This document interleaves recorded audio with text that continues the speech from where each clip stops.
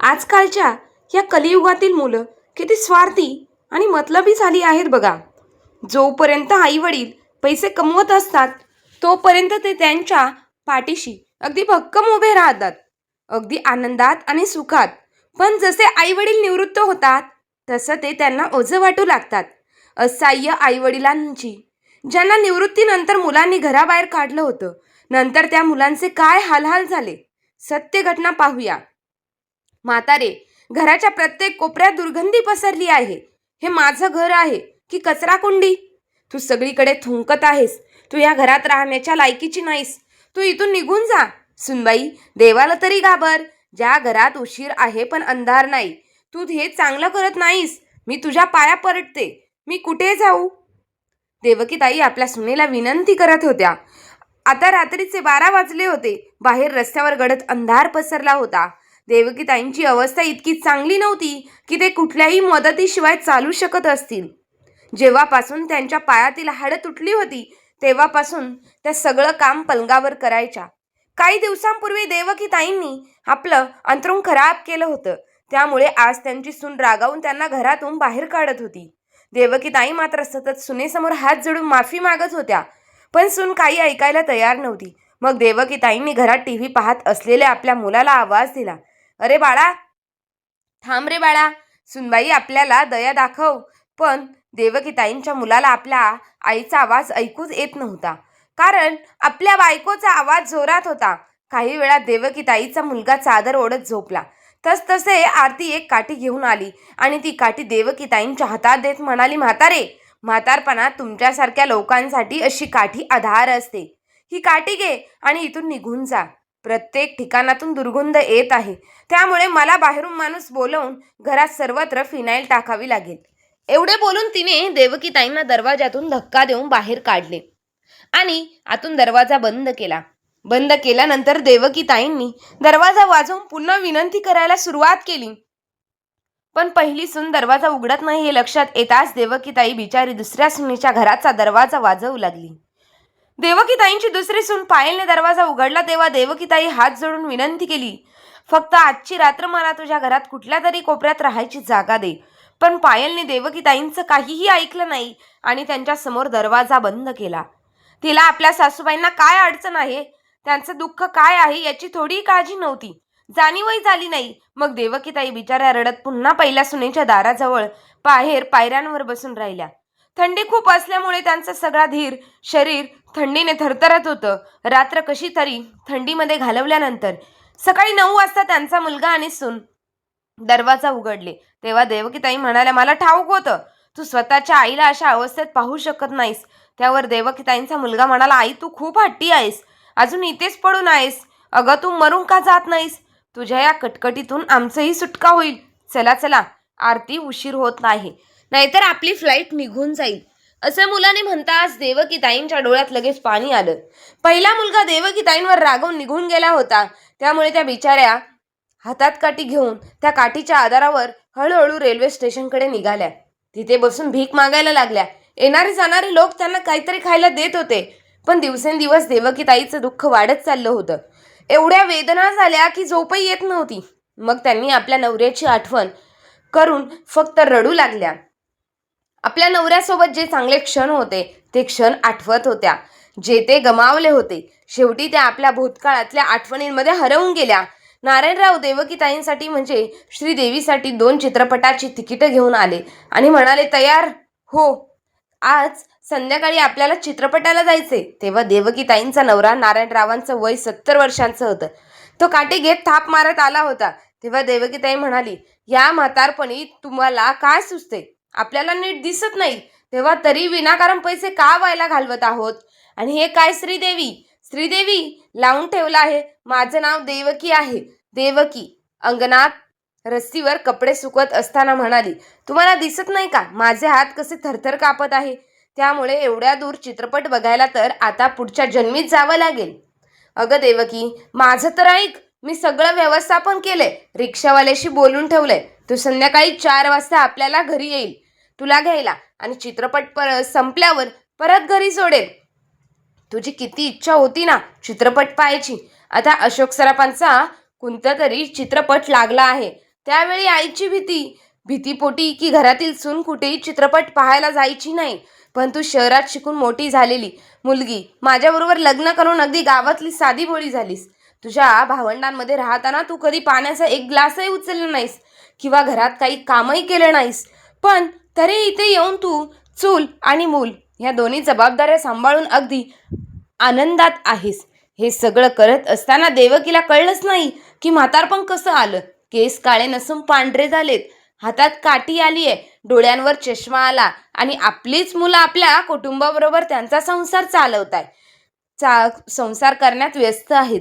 तेही चुकीचे नाही, त्यांना स्वतःच्या कुटुंबाची जबाबदारी घ्यायची आहे. पण देवकी मरण्याआधी हातात कोल्ड्रिंक आणि पॉपकॉर्नचा डब्बा घेऊन तुझ्याबरोबर चित्रपट पाहायचा आहे.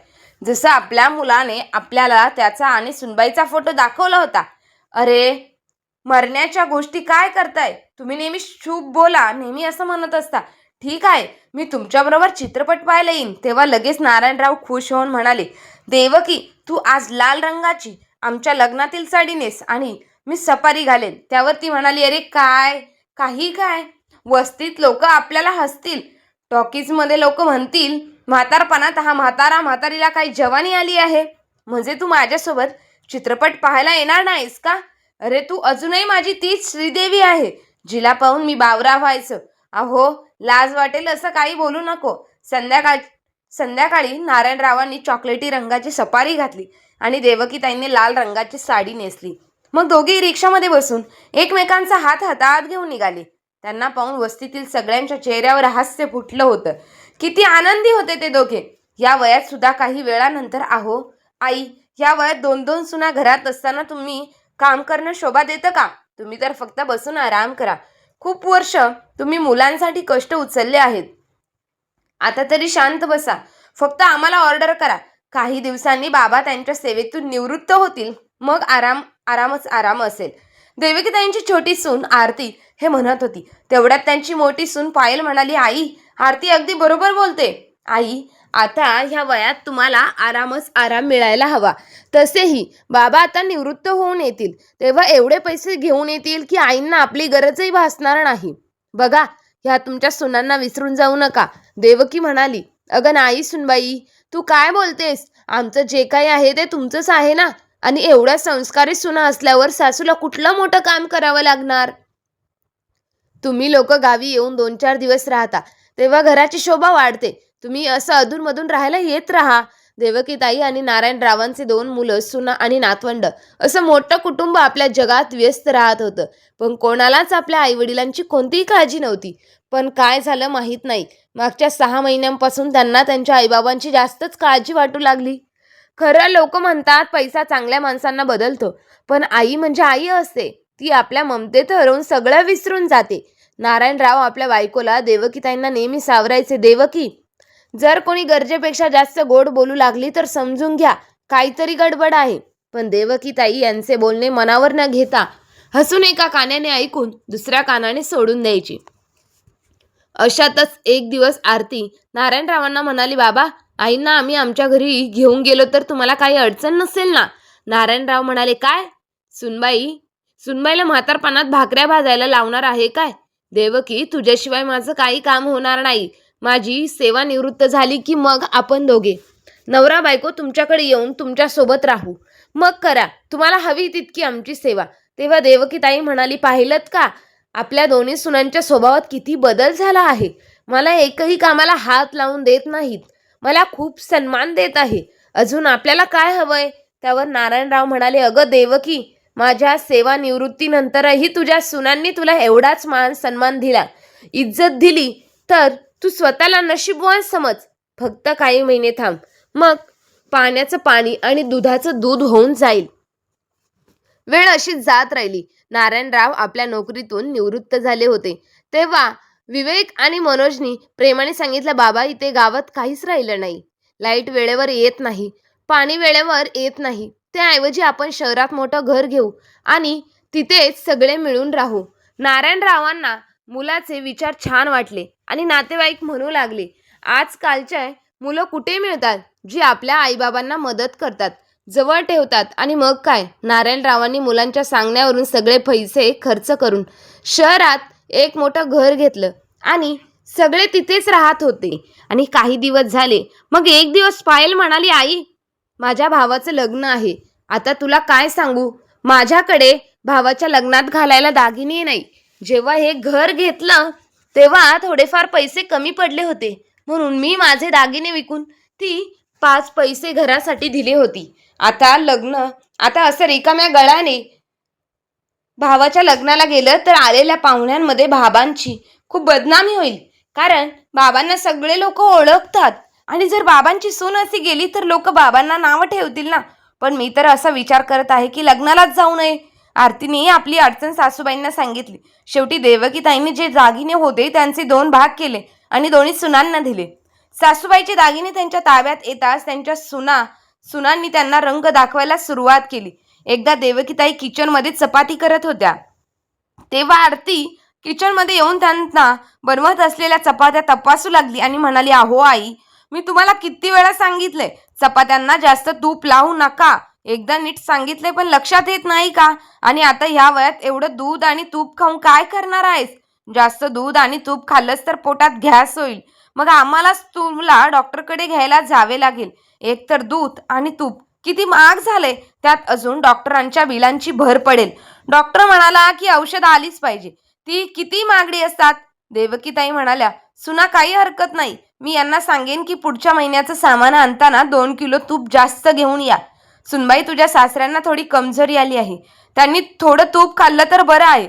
मी तर खूपच तूप खात नाही. तसंच छोटा मुलगा समोर आला आणि म्हणाला, आई, तुला काय म्हणायचं आहे? आरती खोटं बोलते का? एक तर तूप खातेस आणि वरून खोटं बोलतेस. काल तर तू बाबांच्या नावावर देशी तुपात शिरा बनवलास, नाही का?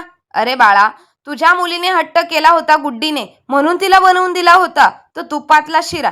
गप्प बस आई. तुम्हा दोघांनाही आम्ही सोबत ठेवून फार मोठी चूक केली आहे. यापेक्षा तुम्हाला तिथे गावात चढून द्यायला पाहिजे होतं. आपल्या मुलांच्या अशा बोलण्याने देवकीताईंच्या डोळ्यात पाणी आलं आणि ती म्हणाली, बाळा, माझं असं काही म्हणणं नव्हतं. तीच वेळ मनोज लगेच म्हणाला, राहू दे आई, तू आधी घराचं वातावरण खराब करतेस आणि मग रडण्याचं नाटक करत आहेस. आता प्रत्येक दिवशी त्यांची दोन्ही मुलं आणि सुना त्यांच्याबरोबर असंच चुकीचं वागू लागली. त्यामुळे रडत रडत देवकीताई नारायणरावांना म्हणाली, अहो ऐका ना, तुम्हाला निवृत्त होऊन अजून काही महिने झाले आहेत आणि आम्ही आधी आपल्या मुलांच्या आणि सुनांच्या पायात चपला झालो आहोत. आता पुढे काय होणार? त्यावर नारायणराव म्हणाले, अगं देवकी, मला माझी नाही तर तुझी जास्त चिंता आहे. मी तर घराच्या बाहेर पूर्ण दिवस राहतो, तू घरात असतेस ना. मग तुझ्याबरोबर दोघं कसं वागत असतील? त्यापेक्षा आपण गावात जाऊन राहिलेलं बरं. काही दिवसांनी नारायणराव आजूबाजूच्या शेजाऱ्यांसोबत आपल्या घरात बसून इकडच्या तिकडच्या गप्पा मारत होते. खूप गरम होत होतं म्हणून त्यांनी एसी चालू केला आणि देवकीताई सगळ्यांसाठी गरमागरम भजी बनवत होत्या. आरतीला त्यांनी कॉफी बनवायला सांगितलं कारण तिला कॉफी बनवता येत नव्हती. तेवढ्यात छोटा मनोज म्हणाला, बाबा, तुम्ही दिवसभर कॉफी पित राहता आणि भजी खात असता. इतकंच नाही तर मित्रांनाही सतत खाण्यासाठी बोलवत असता. तुम्हाला दिसत नाही का की एसी चालू आहे? मला किती बिल भरावं लागेल? आरती दिवसभर कॉफी बनवत थकते, ती दिवसभर कामं करून थकते आणि भांडी किती होतात. जेव्हा मन करेल तेव्हा काही करून कॉफी पीत बसतंच. आजपासून आरतीला ऑर्डर देऊ नकोस. एका पैशांची किंमत नाही आणि कॉफीमुळे ह्या आपल्याला खर्च किती वाढला आहे. आता मला सहन होत नाही. आता खर्चाबरोबर याचाही निर्णय व्हायलाच हवा. नारायणरावांना त्यांच्या मित्रांसमोरच त्यांच्या मुलाने इतक्या गोष्टी सांगितल्या की त्यांना स्वतःचीच लाज वाटू लागली. तर त्यांचे शेजारी मित्र लगेच तिथून निघून गेले. तेव्हा पायल म्हणाली, अरे आरती, तुम्ही दोघे असे म्हणताय की सगळा खर्च तुम्हालाच पडत आहे, पण तुम्ही हे विसरू नकोस की ह्या म्हाताऱ्याच्या रात्रीचे जेवण आणि झोपणे आम्ही दिले. देवकीताई नारायणरावांकडे पाहतच होत्या आणि त्यांच्या डोळ्यांतून अश्रू झरझर वाहत होते. तेव्हा मुले सुद्धा म्हणू लागली, हे घर आहे की कुरुक्षेत्राचं मैदान? तुम्ही काय एवढं भांडण करताय? मग दोघांच्याही बायका बोलू लागल्या. मग नारायणराव आपल्या छोट्या मुलाजवळ आले आणि म्हणाले, बाळा, शेवटी अशी कोणती गोष्ट झाली की ज्याच्यामुळे आम्ही दोघेही तुम्हाला नकोसे वाटत आहेत? तुम्ही दोघे जे सांगताय त्यावरून मी माझे सगळे पैसे हे घर घेण्यासाठी खर्च केले. तुम्ही दोघे नोकरी करता तरी मी या घराचा सगळा छोटा मोठा खर्च मी माझ्या पेन्शनच्या पैशांतून भागवतोय. मग तरी तुम्हाला काय अडचण आहे? तेव्हा विवेक म्हणाला, बाबा, तुम्ही असं सांगता जसं सगळा खर्च फक्त तुम्हीच करता. तुम्हाला माहीत आहे का, घराशिवाय बाहेर पण किती खर्च येतो? तेव्हा मनोज म्हणाला, हो, मला ते सगळं माहीत आहे. हे घर खरेदी करताना तुम्ही मदत केली, पण जास्त पैसे तुम्ही दादा आणि त्यांच्या कुटुंबासाठी खर्च केलेत. माझ्या मुलांसाठी काय शिल्लक ठेवली आहे का? म्हणूनच मी आता हात उठवतोय. पण बाळा, तू असं कसं करू शकतोस? तेव्हा विवेक म्हणाला, बाबा, तुम्ही शांत बसा. जेव्हा तुम्ही काम करत होता तेव्हा गोष्ट वेगळी होती. आता तुम्हा दोघांचा खर्च उचलणं आम्हाला खूप अवघड जाते. नारायणराव म्हणाले, बाळांनो, तुम्ही विसरला असाल तर आठवण करून देतो. आजपर्यंत प्रत्येक सणाला तुम्हाला चांगले कपडे, चांगले जेवण आम्हीच दिले. एवढंच नाही तर तुमच्या घराचं भांडं सुद्धा मी भरत आलोय. ते आठवतंय का? विसरलात? विवेक म्हणाला, अच्छा, म्हणजे तुम्ही आता आमच्याकडून हिशोब मागणार. पण जर आमचं बोलणं तुम्हाला एवढं वाईट वाटत असेल तर तुम्ही दोघांनी तुमच्या राहण्याची व्यवस्था कुठेतरी वेगळ्या ठिकाणी करावी. त्यावर देवकीताई म्हणाल्या, विवेक, तू असं कसं बोलू शकतोयस? तुझ्या बाबांनी पैसे देताना एकदाही तुम्हाला काहीही प्रश्न विचारला नाही आणि आपली सगळी जमापुंजी तुम्हा लोकांच्या म्हणण्यानुसार हे घर खरेदी करण्यासाठी खर्च केली. आता तुम्ही आम्हाला कुठले तरी बाहेर जाऊन राहायला सांगत आहात का?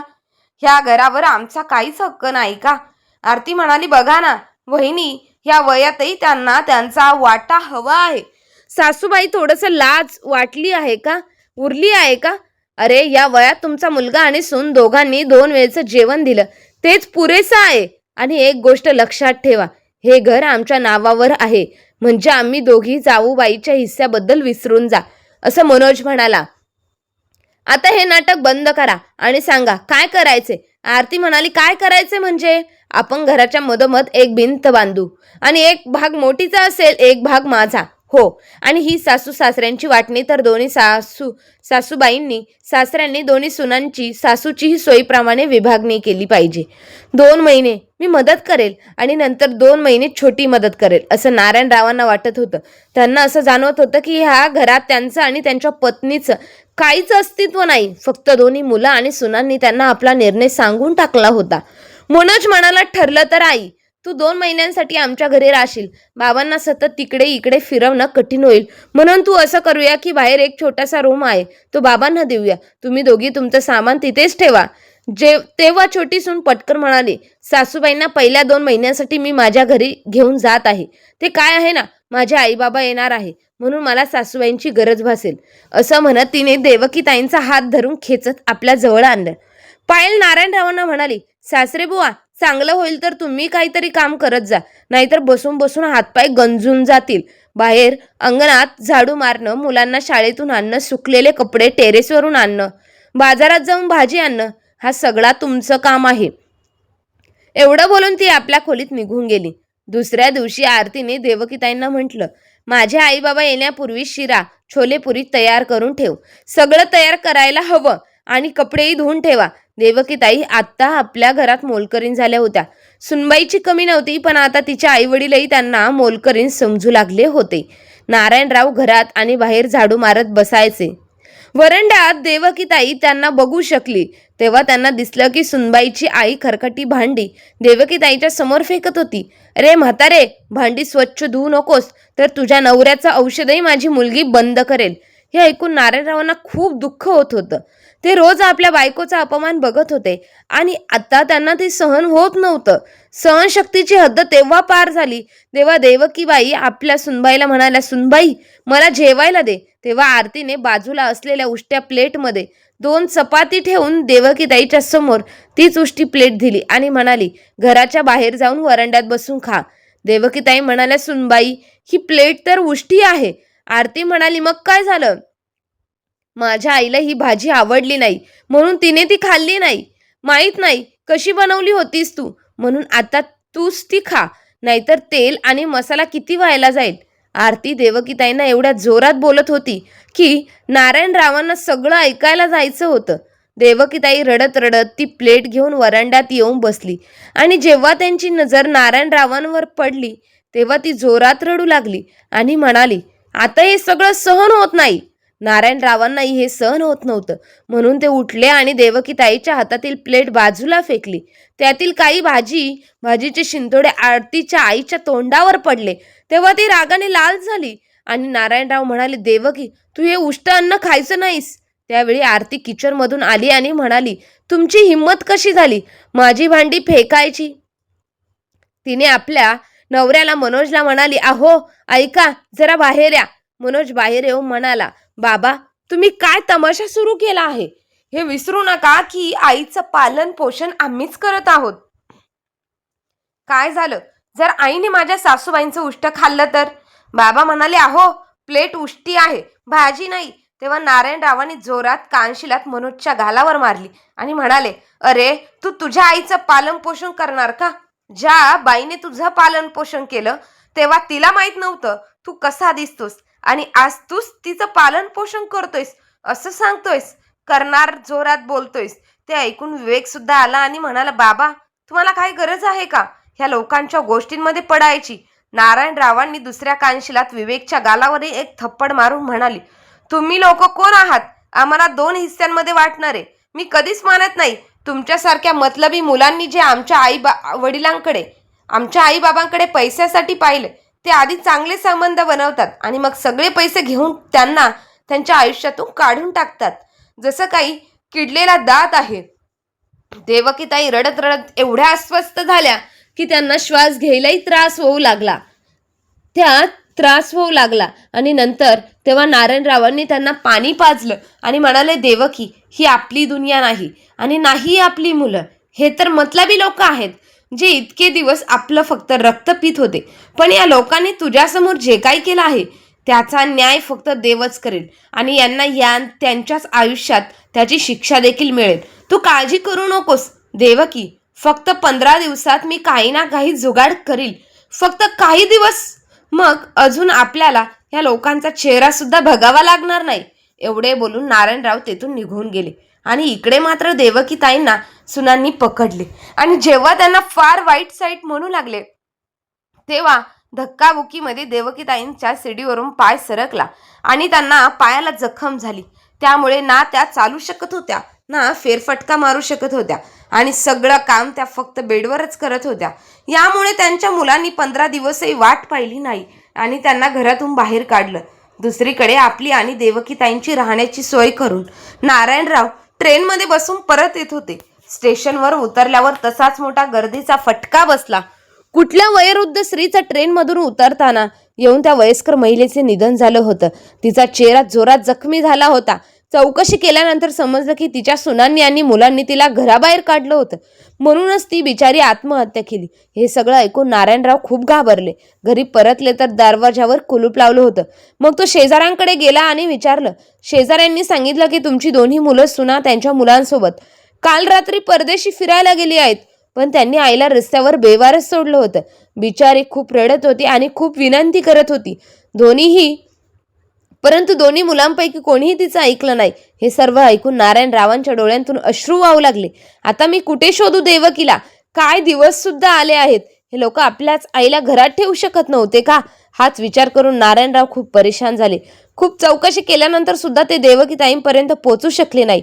त्यांना राहून राहून भीती वाटत होती की त्यांच्या बायकोने तर आत्महत्या केली नसेल ना.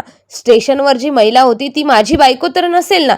नाही हे होऊ शकत नाही. ते मनातल्या मनात स्वतःजवळ बोलत होते. आपल्या बायकोसाठी ते खूप धडधड करत होते.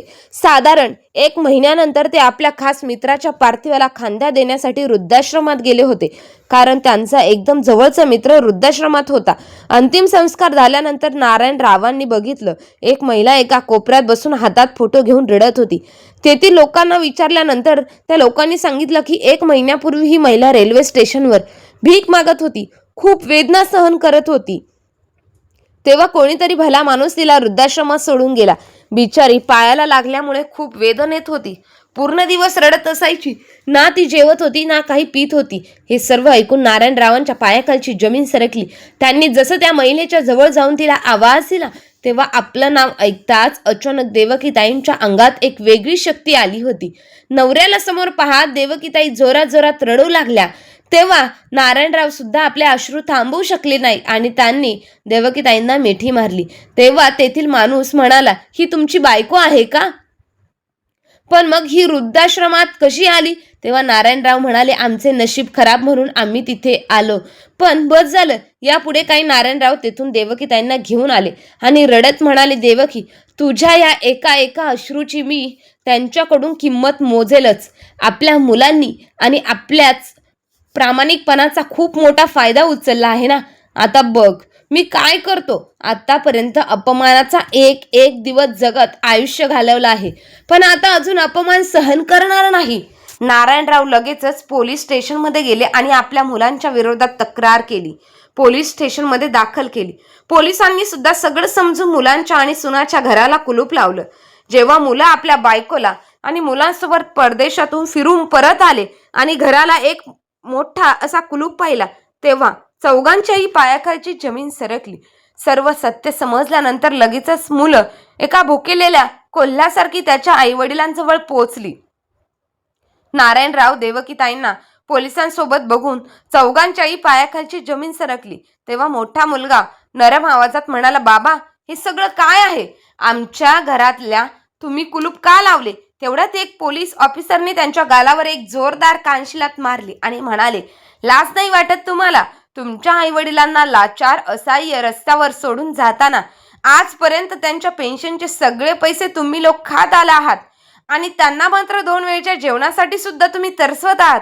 आता तुम्ही सुद्धा तसेच भटका, कारण प्रत्येक आईवडिलांना आपल्या मुलांकडून पालन पोषणासाठी आपला अधिकार मागण्याचा पूर्ण हक्क आहे. आणि तेच नारायणरावांची इच्छा आहे की ते करोडचे घर देवकीताईच्या नावावर असावं, कारण ते घर विकत घेण्यासाठी त्यांनी आपली पूर्ण जमापुंजी लावली होती. नाहीतर ते लोक तुम्हा लोकांना जेलमध्ये पाठवतील आणि जे दागिने देवकीताईंकडून त्यांच्या सुनांनी हिसकावून घेतले होते ते सुद्धा त्यांनी परत करावे.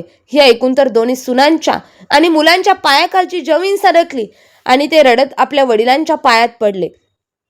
परंतु नारायणरावांनी आपल्या मुलांना माफ केलं नाही आणि त्या घरात ते देवकीताईंसह आनंदाने राहू लागले. आपल्या मुलांना मात्र त्यांनी घरातून बाहेरचा रस्ता दाखवला होता. आज त्यांच्या मुलांच्या लोभाने त्यांच्या डोक्यावरचे छतही हिरावून घेतले आहे. ते रस्त्यावर राहण्यासाठी मजबूर झाले होते. मित्रांनो, आजची कथा खोटी आहे असे तुम्हाला वाटते का?